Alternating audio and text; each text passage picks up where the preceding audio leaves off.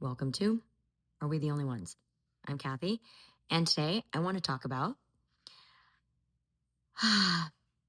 Donald Trump released a new image today of himself as Jesus / doctor delivering a baby Trump wrapped in an American flag coming out of the birth canal of the Statue of Liberty.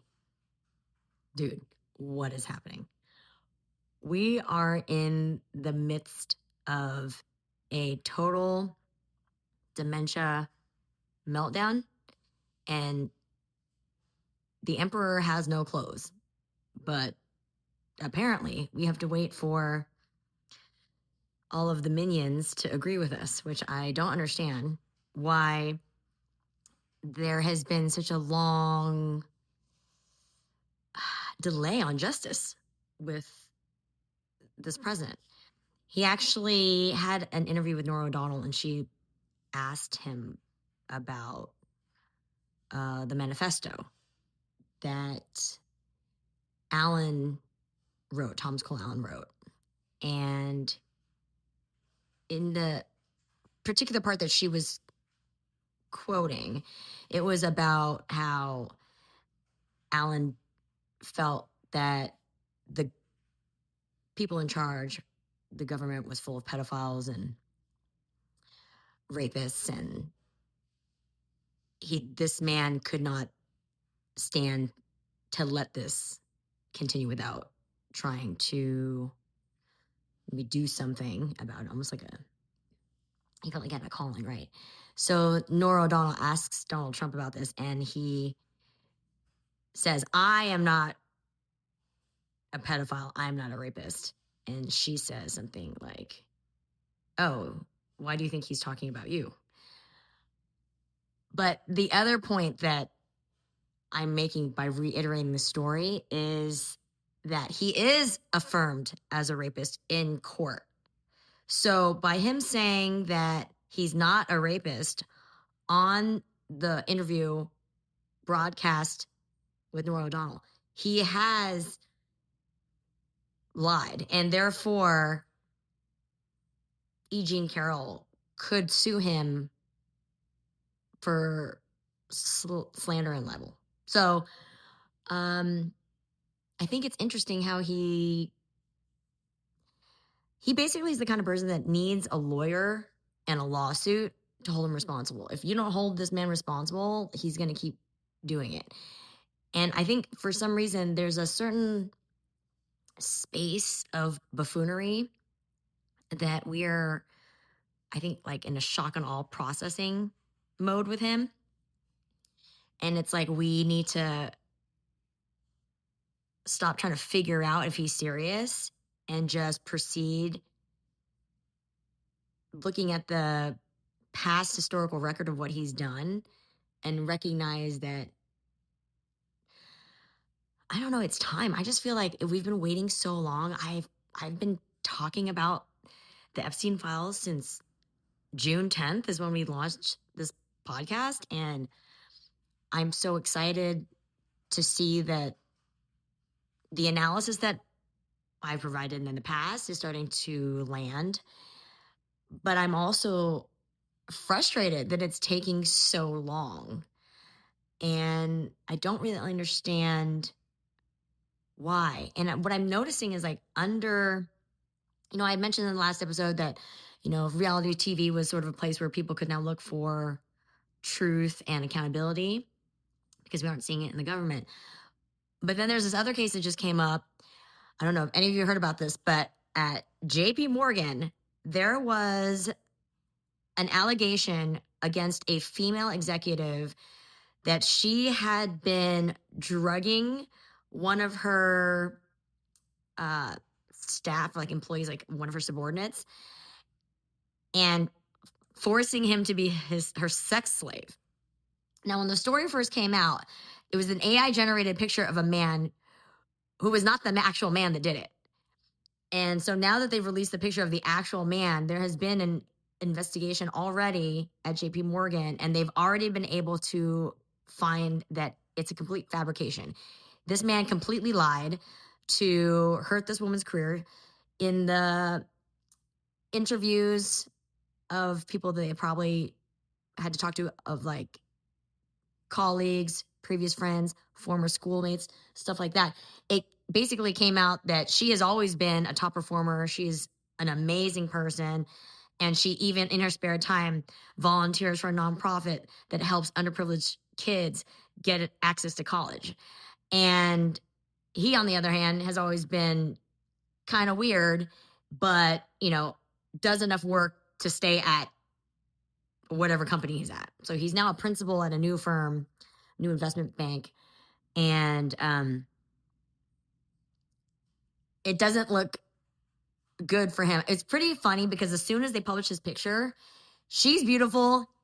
He's not attractive at all. And so without even needing to read the article or find out about any other additional investigating, you just look at them and you're like, he's lying.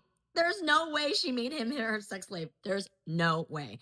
And so it's crazy. The man is just a perfect example of how, like women are blamed for this like, there's like a boogie woman that's like this woman that's going to do all the things that this man has done. Right. And there's also another finding that gold diggers are more likely to be men than to be women. And I mean, not surprised, but also like how crazy that the society has leveraged so many things against women that turn out to be men really doing it more than women. Not even what is that? Bacterial vaginosis. It turns out that when women's vaginas smell bad, it's because of men's fluids that were left inside. That is what causes the smell. It's not a woman's fault. I was like, oh my God. Not only that, another one. Infertility for geriatric pregnancies, advanced maternal age. That's what I'm saying. Like that. Turns out that when they've been saying all these years that it's a woman's eggs fault, it's her eggs, it's her body that's doing it. Nope. Turns out, studies have now proven it's the men's sperm that is the one that is the cause. I was like, holy, how much blame can we take in society? Seriously. And then like not even be vindicated. The fact that these are studies, this should be news everywhere. And that every single thing that has ever been upheld to hold us down should fall, like the Berlin Wall, like it should just fall. But no. The dissemination of information not getting to every single person makes it possible for us to like keep this as a cultural norm, like an understand, like, oh, this is just what it is. It's women's fault. Dude, are you kidding me right now? Not to mention the fact that statistically, women go to jail for longer terms when it's the same crime that is like with a man and a woman. If the woman doesn't even know that her boyfriend is using her car as an accessory to do a bank robbery, many times, statistically, she ends up getting more time than that dude. Like she'll end up getting like twice as much time as that guy because in society, we feel like women are supposed to narc or they're supposed to stop the guy. And somehow she gets more time and she didn't even know he was doing it. If you look at the stats, it's very consistent that this happens over and over and over again where women, like it could be a woman's house. There's cases where there's a woman's house and the boyfriend was like selling drugs out of her house. She didn't necessarily know that and then gets busted and then she ends up taking more time because it's her house or something. It's crazy. Even when the guy is found guilty, or cases where women or girls have been abducted and then trafficked and raped for years. And then when they, in self-defense, fight back, all of a sudden, and they get charged with murder. It's crazy. It is astounding. Astounding. So I'm kind of like in this weird like headspace. Like, I can't believe JP. I'm glad that JP Morgan figured that out so quickly. It was like 2 days. That news was like day one, was like, oh, she's been accused. This is this person. Published everywhere. Published everywhere. Why did they publish it everywhere if they didn't even do an investigation to find out if it was true or not? Like, that's nuts. How did that happen? Tried to totally ruin her career. Thank God her career didn't get ruined. But, oh my God. And, you know, also in the news of men betraying women, Klay Thompson cheated on Megan Thee Stallion after she cooked that wonderful Thanksgiving meal. Wow. Wow. I mean, you got a top-selling artist who is willing to cook for you. She's beautiful. She doesn't need your money, and you still cheat on her? Oh, I can't. Ladies, I don't know. Unless you actually know you have a good man, like I happen to be very lucky and have a good man, unless you have that situation, which I really fought that. I fought it hard. I tried not to fall in love with this man because I didn't want it to screw up my plans. This was a good decision on my part. However, I'm going to still advocate for women to not get married until maybe you're like 34. 40? I don't know. Maybe never, honestly. Find a friend, make a platonic like co-op with women and just buy an apartment building. Do that. Figure out trust, do something like that. You will end up being so much happier and support with everything. And then if a good man comes through and he's so good, he gets to stay, you're good. The good men will prove themselves. You don't have to worry about that. But, my God, the news in general is it's so clearly misogynistic. Everything is so just like, you have the manosphere that got all this toxic masculinity elected, and then now the manosphere is expecting to get sympathy.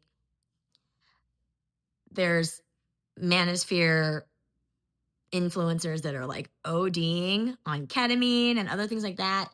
They're admitting that they're, like unhappy and they have to do drugs to feel normal, or they're on the spectrum or something like that. And then you don't realize like, oh, okay. And then there's also like recently another really famous looks maxing influencer. The one that has a hairline where somebody actually grabbed his hat and the hair was actually attached to his hat. And then it turns out he was like, not bald, but like shaved. He just got arrested. So all these looks maxing guys are actually like, they're all just going to turn out to be not role models, basically. They're just going to be the antithesis of a role model, but packaged in a way that made these young boys think that this was the Adonis that they should try to emulate. But in that vacuum, what are we going to do? Is there like a female version of almost like the way that Maxim magazine, do you remember Maxim magazine? Maxim magazine was a magazine that was a men's magazine, but was written by women. I feel like we need like a Maxim podcast or Maxim streaming channel where it's women really conveying what women want, but in an aesthetic that men like. So I don't know. I know this is a weird thing. I'm almost thinking like Maxim magazine, the people that created that, if you guys got together and started a platform where you actually were trying to reach out to the people that go to the manosphere, I bet you would be able to take all of that market share. And honestly, like you could end up being a very significant positive change in pop culture and in society in general. I mean, honestly, just think about it. I mean, I don't know who you are, but I have been very much in this zone with my children, and it's been very hard to try to explain my fears of everything that's with the Epstein files. Is like making me really, really scared about children's safety. Zorro Ranch has been finally investigated, and they found a lot of evidence that men were also raped at Epstein Island. Not Epstein Island, at Zorro Ranch. But I'm sure Epstein Island, there was some things there. But there was a baby factory that was at Zora Ranch. And I think it's starting to really hit me like how much this person got away with. I know, I mean, there's a lot, but when I think about, how do you protect your children? Do you tell them? How much do you tell them? So I started talking to my sons about it and just like safety and, not to have this delusional sense of safety where they think they can actually like fight off like a kidnapper if they're much bigger than them or if they have weapons or if they have cars or they have a network, but certainly to be alert and aware. And luckily, my eldest, he's 12. He told me that in his school, in the science class, I think it was, they were talking about Epstein, but not like deeply, just saying that, in their health class portion of their science class, it was kind of like talking about puberty and saying, sometimes there are adults that do like gross things. And they call them in this generation, Generation Alpha, their shorthand is PDF for pedophile. So it's a little confusing. We're used to seeing Adobe PDFs, but whatever. Like you're like, okay, so this is their code on how to discuss it. They don't use the word. So that's how my son actually mentioned it to me. And I was like, oh, PDF. Okay. And he's like, is it the PDF stuff, Mom? The Epstein stuff? And I was like, oh, you know about that? He's like, yeah. We've been talking about it in school. And I was like, relieved. So then that opened the door for me to discuss it a little bit further in terms of kind of explaining like how you need to be alert, that we all should be like protecting each other and being aware of things and just like, being a woman, you have to be more alert of it. I think I remember saying actually to him, my son is now taller than me because I'm pretty short. I was a gymnast, so I'm pretty short. And so he is taller than me already and he's not even a teenager yet. And so I told him, we worried about you getting kidnapped. You have to worry about it, right? Like I've told you to be alert and all that, but you're taller than me. So if you're taller than me, what does that mean for me? And he says, oh, that you have to worry about getting kidnapped too. I said, yes, exactly. So it was one of those things where I got to see him making the connections on his own about, how the world works, but not to be overly scared. Like I still want him to be a child and to feel relatively safe. But I remember I said, remember how you almost got kidnapped in New York on the West 4th subway platform. So you have a legitimate reason to be scared about kidnapping. However, since that one time, it has never happened since, not even anything remotely close to that, right? And he was, yeah. So I said, so that tells you that statistically it's not really that common, but it did happen to you. So it is common enough, but not enough that I want you to be so scared that you don't want to go out of the house or you don't want to do anything. So we're kind of in that space of talking about it. And then also whenever I'm talking about Roblox, safety, don't give anybody your address. But it's just weird because I went my entire life until right now at 47 without really talking, like using the word pedophile, maybe like, I want to say like maybe 20 times talking about like whatever. Now it's like such a common word that I'm nervous. Does this desensitize people? Is it educating kids or is it desensitizing them? Is it educating the public or is it desensitizing the public? And I feel the same way with like cannibalism. I've been hearing recently a lot about like in Russia right now, Ukrainian soldiers are saying that the Russian soldiers are starving and they're resorting to cannibalism. And the irony is that Putin is telling all the Russians, oh, we're going to clean up the West because the West is now full of satanic cannibals and, like using language to try to make them seem like they're like the good guys, right? But the fact that that's happening there, the fact that there's conversations about, we know for sure at Epstein Island there was cannibalism. It's just the fact that we used to only have one that we ever talked about, and he was so famous that there's been multiple films about it. And I think that was the only person that I had ever heard of over like almost 30 years. And we didn't even, and when we talked about it, you're like, ugh, Now it's just like, what is happening? So again, I'm worried, is this notifying the public, or is it desensitizing the public? Is it like, I don't, you know, did the desensitizing start when mothers started eating their placenta? Did it start when people started making cheese out of breast milk? Like, I don't know, where is it when we started putting stem cells on our face for beauty treatments? When did this become, I mean, I hate to say the word palatable, but like, what is happening, right? Like, I just don't understand. Language is so powerful.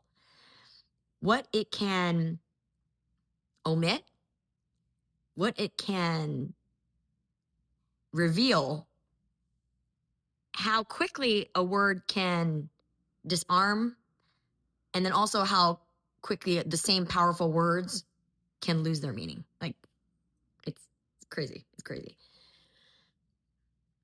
I did finally watch the speech that King Charles made at Congress in its entirety yesterday. Oh my God, how charming.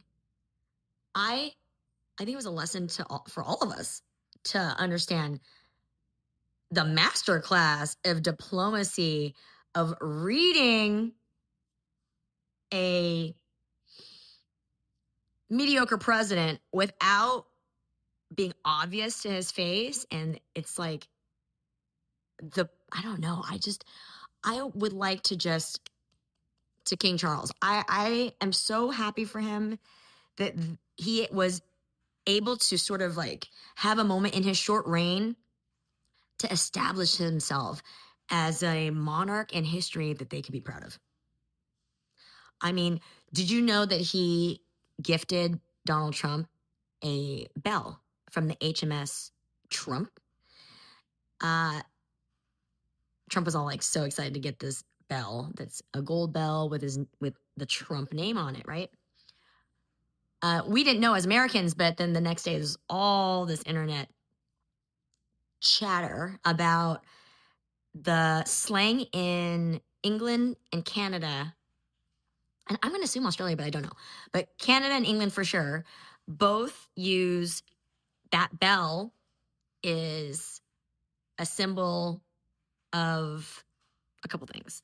It is a vulgar slang for somebody who is an obnoxious man who makes a fool of himself and is completely incompetent. And then bell end, it's also like the tip of your penis kind of thing. So he didn't realize at the time that he was getting trolled, but it was just a masterclass in being so smooth with the shade. Like, this is the thing the royal family has always been good at. No matter what side, like I understand the complexities. My family has connections to the Vietnamese royal family. The last emperor of Vietnam is the son of one of my great aunts. So, there, like, royalty for me is, there's a certain amount of like historical, familial like pride. So like, I know certain things about it. And I also understand birth order in my culture, Chinese, Vietnamese culture, birth order is like very important. So again, royal family birth order, very important. And also how you move in a family that, has like a good reputation, and how they want to be perceived in public and things like that. And so I watched that and I recognize that that's why they have to be so good at like shade that is not obvious to us, but to them it's like major. So that leads me into this conversation about Prince Harry and Meghan Markle going to Australia. Now, Australia is cool. Like, I have family in Australia. I've been to Australia 4 times, and one time I went twice in like a 7-month period or something like that for weddings.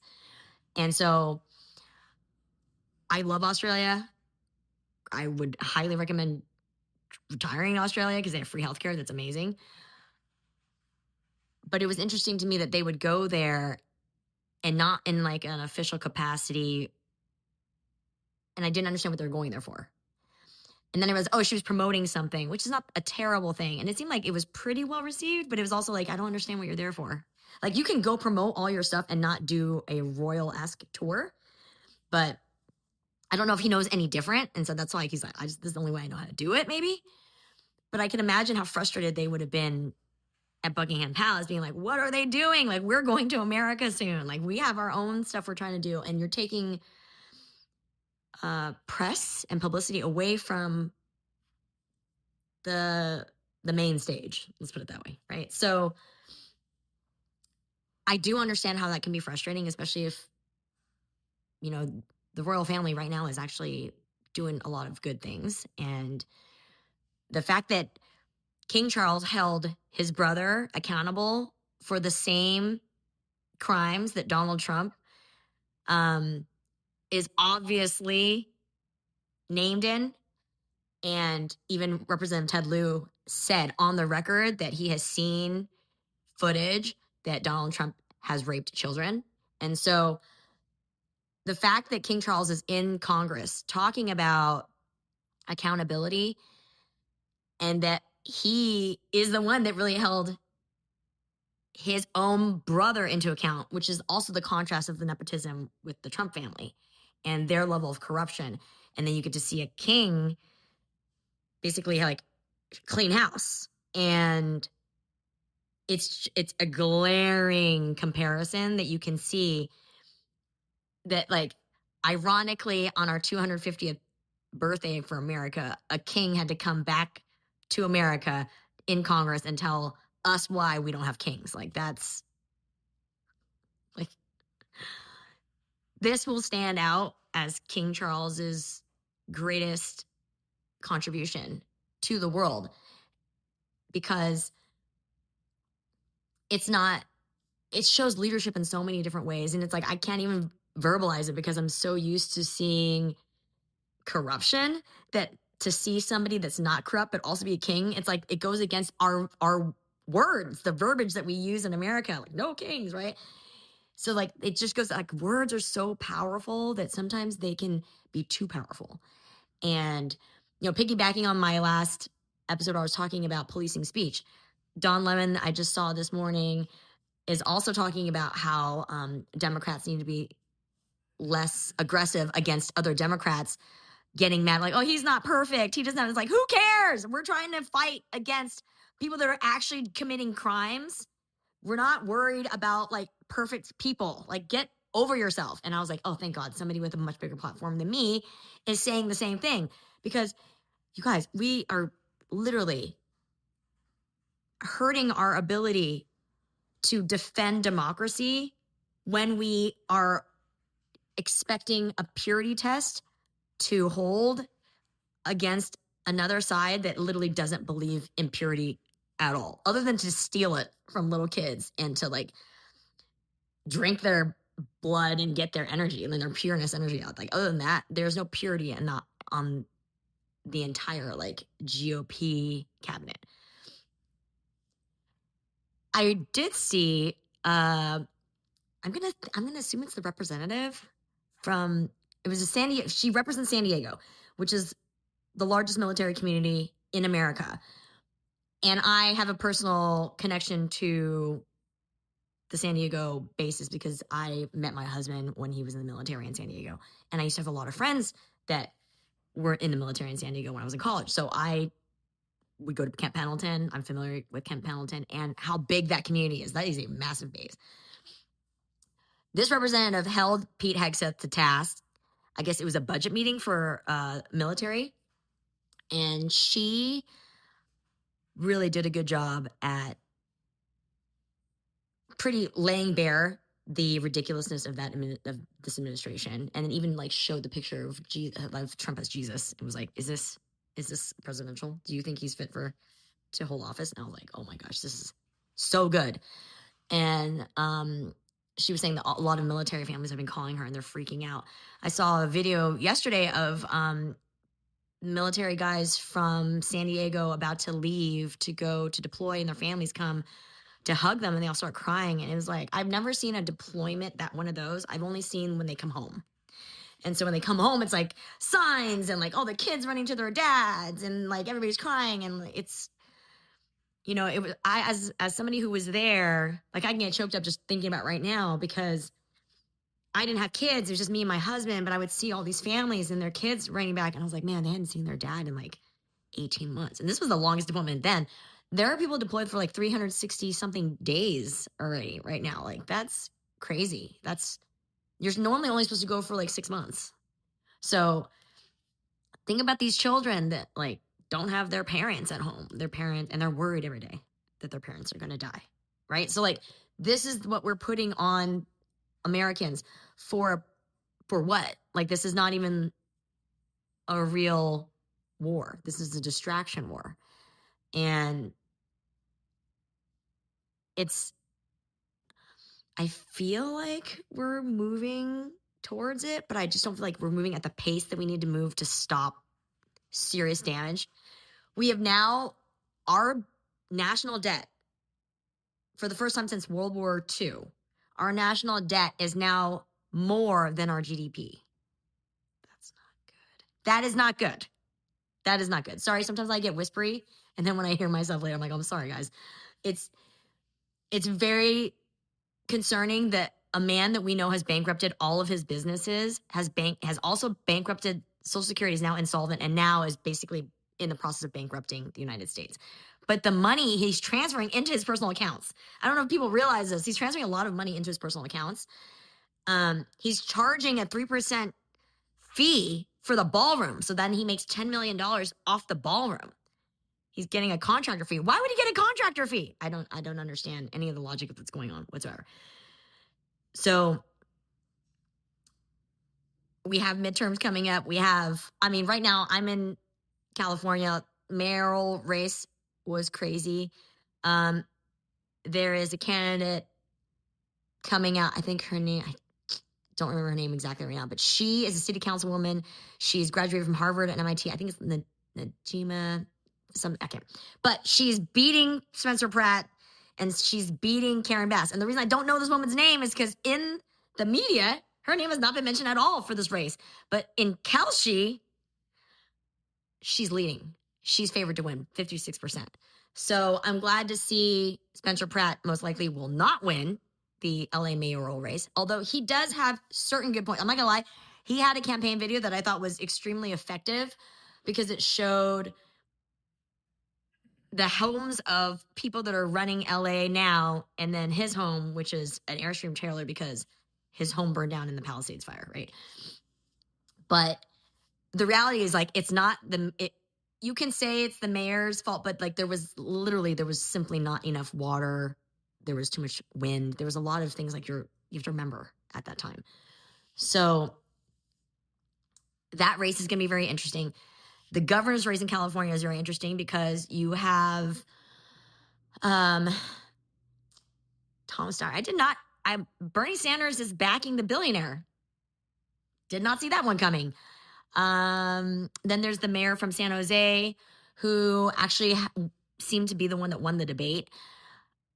But I'm, just a little bit worried about whether or not his, proximity to Silicon Valley, where I'm from, is he like pro tech bro, pro Bond villain, or is he more like a pro Philip Lowe?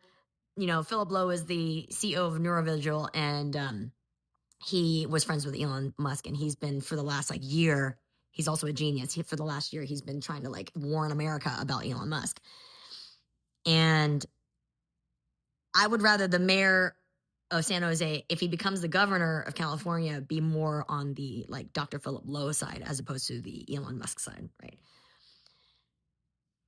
These races are going to be very important. I hope that people will turn out, but I think what I really hope is long term that people will understand local races are maybe more important to a certain extent. Because as you see, when the federal government gets corrupted, we can rely on our local government. So that's why local government races are important. It is important that you guys show up and vote. I know when everything's good, people vote for the presidency and then they whatever on the other ones. But I hope now people will appreciate why you need to vote for local offices But like realistically, I would love to believe that this would last and make people remember for decades. But I mean, we just had COVID not that long ago, and then we reelected the person that was in charge of the COVID response. So, you know, prior to Trump being in charge of the country and having to do the medical kind of like leading the containment of diseases, of pandemic diseases. I remember when President Obama was president and it was like tuberculosis. Dude, they freaking got that guy down, locked in. He was trying to run and they got him. So that's why I was like, there was a protocol. How did this buffoon break the entire protocol? Like if you go back and you watch Outbreak, you'll see there was the protocol. That protocol was in place when President Obama was president. So I don't know what happened with the protocol.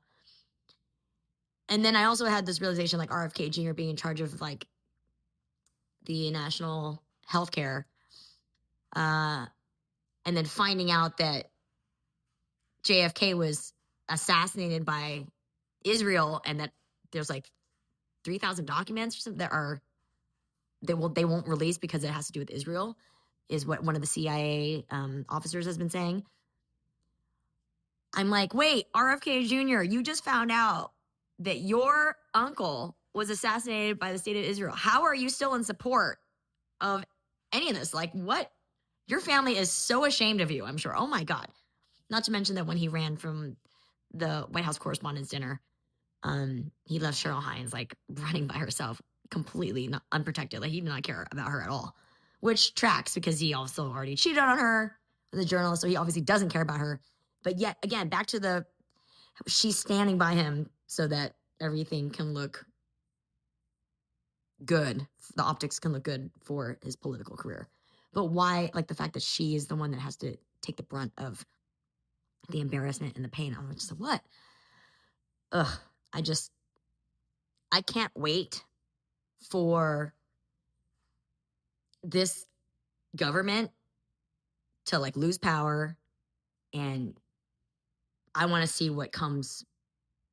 Hopefully it'll be good. But you know, there's so much we can learn from this administration, how they go after people, because that's how we should go after people when they actually do commit crimes. You know, like James Comey right now is being charged because he had posted something on his social media that said 8647, meaning like get rid of President 47, right? So Trump. But get rid of is not the same thing as what Trump is alleging he's saying. And unless it's like absolutely, there's no doubt, like you can't put him away for that. Plus there was no threats that resulted from that. There was no so I think we can learn from the Trump administration on how to effectively,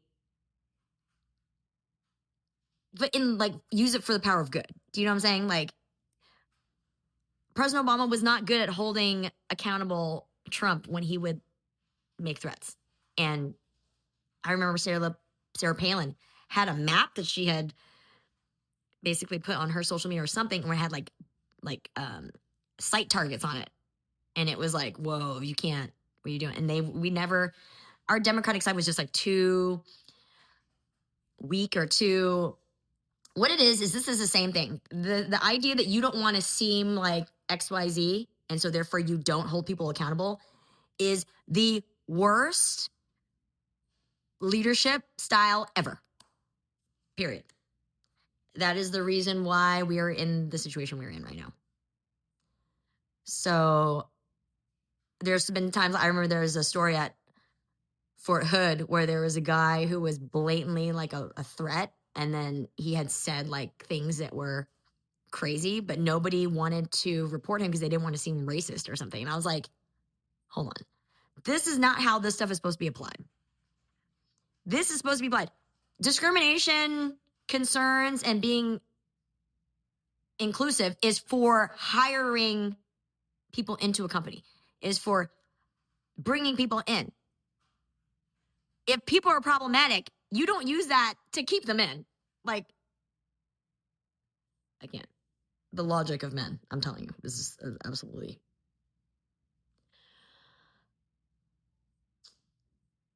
I feel like the world internationally is coming together and it's nice. I just wish we were a part of it. I do appreciate that the international community understands that there's a separation between American citizens and the current government. Thank God for that. But I feel like it's hard to be reliant on other countries to help, you know? I feel like it's the first time I know what it feels like. I mean, obviously I'm Vietnamese, so I know what it feels like, but I wasn't born then. But I know what it feels like to be like, we need help. It's like waiting for Superman. Where's Superman? You know, kind of thing. And it's really funny because if you think about all the past movies, how many times they've used Trump as like the archetype for a villain. Back to the Future. I think it's Back to the Future too, right? When Biff is like a Trump-esque kind of person. Homelander in The Boys. Eric Kripke just said he was super upset because they thought they had such a far out plot with Homelander wanting to be God. They thought like it was going to be super satirical. And then 48 hours before the show aired, Trump published that picture where he's Jesus. And it was like, how can we can't even get more satirical. How are we going to do this? Like, this is crazy. So that's where we are, guys. Like, in a television show right now that's airing, there's a superhero that wants to be God, and we're supposed to understand as an audience that guy's a freaking lunatic. While we also have a current sitting president who also believes he's God. And we're not like reacting. Somehow it's like there's a disconnect between understanding that show and understanding reality. Help me out, people. Help me out. All right. Let me know what you think. I appreciate all the new subscribers that have joined. I see you. And, please tell me what you want to talk about. If there's anything else that you see. I'm following different pop news stories and political stories, but there's also good news. If there's good news that you have in your local area that you want to share, please share it with me. I would love to do an episode on good news. I would love to start to get, more positivity out there, not just talking about things that are and analyzing things that are negative, but I do